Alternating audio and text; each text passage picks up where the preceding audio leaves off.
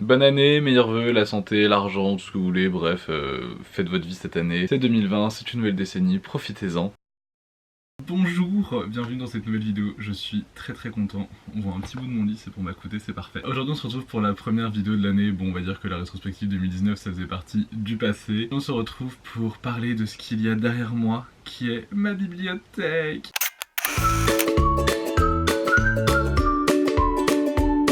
Depuis le début de cette chaîne, je fais un bookshelf tour chaque début d'année. Et donc bah aujourd'hui, ça ne va pas y manquer puisque je fais un bookshelf tour. Merci pour ceux qui suivent au fond. Comme vous pouvez le remarquer, elle est un petit peu grande. Je crois qu'elle est même plus grande que moi. Oui, elle me dépasse. Alors quelques infos avant de commencer. Ma bibliothèque, ce sont des meubles Billy d'Ikea. Donc c'est les meubles les plus basiques. Je les ai pris en bois parce que dans ma chambre il y a du bois, mais ça coûte moins cher en blanc. Petite astuce, je sépare ma bibliothèque des livres lus avec ma palle. Donc en fait vous êtes posé sur ma palle. Et voilà, je vous laisse regarder tout ça. Devant ma bibliothèque, il y a évidemment mon fauteuil que j'aime d'amour. J'adore me mettre dedans pour bouquiner ou juste parfois pour regarder ma bibliothèque en badant parce que c'est quelque chose que j'aime beaucoup faire en fait. Regarder les livres que j'ai, me souvenir des lectures, me souvenir des histoires et aussi regarder les bibelots parce que chaque bibelot est un souvenir. Donc voilà. Si un jour vous rentrez dans ma chambre et que je suis en train de regarder ma bibliothèque avec les yeux dans le vide, c'est normal, ça me détend. Et donc la voici, la voilà, ma petite pile à lire. Donc ils sont dans des meubles, j'avais plus le nom mais c'est Ikea aussi, de toute façon je vais être sponsor par Ikea dans ma chambre. Dans ma palle j'ai des livres au-dessus et par case il y a 2 rangées de livres à chaque fois parce que j'ai beaucoup trop de livres dans ma pile à lire.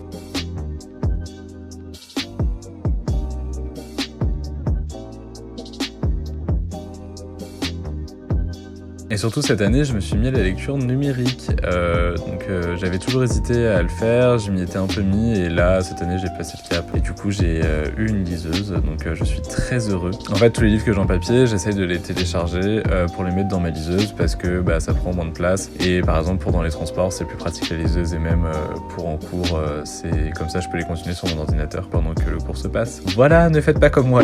Au-dessus de mes bibliothèques il y a toujours mes tasses, mes mugs offerts de voyage que moi-même j'ai ramené, etc. Et après, j'ai 20 000 bibelots où j'ai choisi certains pour vous faire des gros zooms dessus, histoire que vous soyez tous jaloux.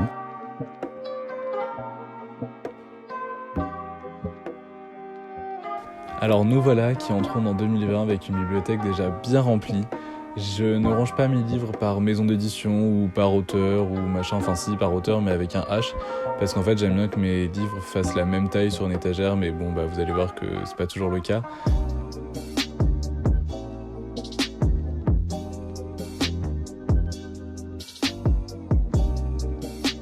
Je range aussi par beauté, entre guillemets, donc c'est-à-dire que j'essaye de mettre les livres les plus attractifs à hauteur de regard et tous les livres que je considère moches ou qui ne vont pas avec d'autres livres, je les mets en bas.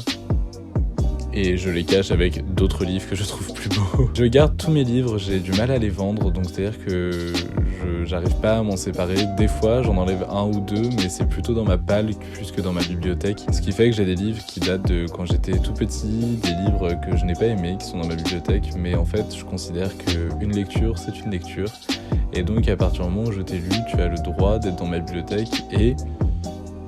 même quand je regarde ce livre, je me rappelle d'un moment où je l'ai lu, je me rappelle que j'ai pas aimé, enfin je sais pas, je trouve pas ça bizarre de regarder des livres que je n'aime pas.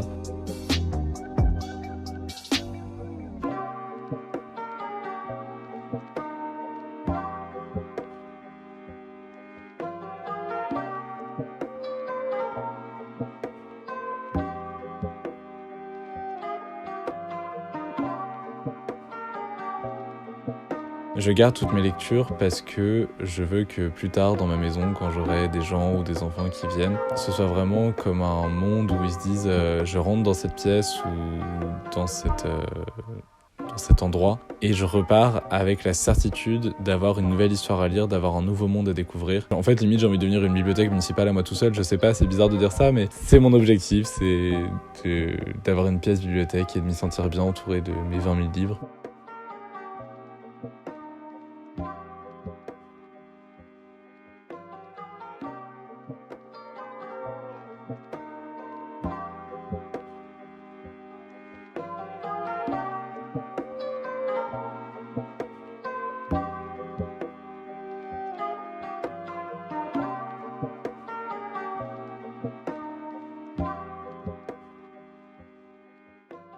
cette bibliothèque c'est l'un de mes lieux préférés dans ma chambre, donc c'est là où je mets un peu tout mon univers. En fait chaque bibelot, livre me rappelle des souvenirs et j'adore la contempler, même au-dessus, vous voyez tout ici. Ma bibliothèque c'est mon petit univers et j'en suis très fier. Écoutez, je suis prêt à la remplir encore de nouveau cette année avec de nouveaux livres. En tout cas si elle vous a plu, n'hésitez pas à laisser un petit pouce bleu. Moi je vous fais des gros bisous et je vous dis à bientôt. Bisous.